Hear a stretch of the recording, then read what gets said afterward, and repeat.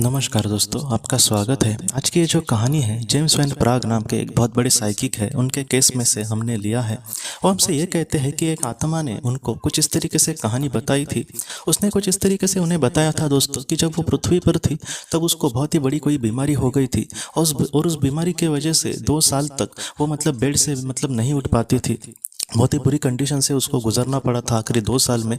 और एक दिन वो इस दुनिया से चली गई और उसको चले जाने के बाद वो ये कहती है कि मेरे लिए दुनिया वैसी ही थी जैसे मृत्यु के पहले थी। लेकिन मेरे सामने मैंने एक अपने पुराने सहेली को आते समय देखा और मैं उसको देखकर एकदम अचंभित हो गई, क्योंकि मेरे इस दुनिया में आने के पहले ही 4-5 साल उसका देहांत हो गया था। वो इस दुनिया से चली गई थी। वो मेरी एक बहुत ही करीबी सहेली थी। और उसके बाद जो सहेली थी उसकी आई थी, वो एकदम हंस हंस कर उसका स्वागत कर रही थी कि चलो मुझे तुम्हें लाने के लिए भेजा है, चलो तुम्हें एक सुंदर दुनिया मुझे दिखानी है। तब इसने कहा कि हाँ हाँ, मैं तुम्हारे साथ चलती हूँ। और वो ये कहने लगी कि उसने मेरा हाथ पकड़ के चलो जल्दी मुझे कुछ दिखाना है। जैसे हम अपने लोगों का हाथ पकड़ के कुछ उन्हें को हमारे घर पे आए तो उसका तरीके से जैसे स्वागत करते हैं, एकदम ही जो हमारे करीबी होते हैं उनका, तो उस तरीके से उसने किया।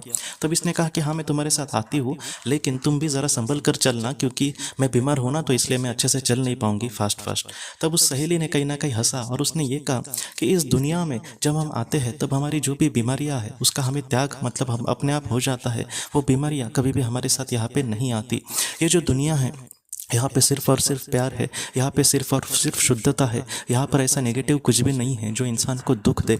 जो नेगेटिविटी है, जो मजबूरियाँ है, जो कल का टेंशन है, जो बीमारियाँ है, इन सारी चीज़ों को कहीं ना कहीं पृथ्वी पर ही दिखा जाता है। इस दुनिया में वैसा कोई भी चीज़ नहीं होती। तब वो लड़की ये कहती है, उस लड़की की आत्मा ने ये कहा है कि ऐसा जो जीवन था मेरे लिए बहुत ही अजीब था, क्योंकि 2 साल से मैं कहीं ना कहीं बेड पर पड़ी थी और मुझे छोटी छोटी चीज़ों के लिए बहुत ज़्यादा परेशानी होती थी। लेकिन आज मुझे बहुत ही ज़्यादा मुक्त लग रहा था। और मेरी जो दोस्त थी उसने बाद में मुझे अपना घर भी दिखाया। मैं बड़ी बड़ी आत्माओं से मिली और मैं यहाँ पर बहुत ही शांति से जी रही हूँ।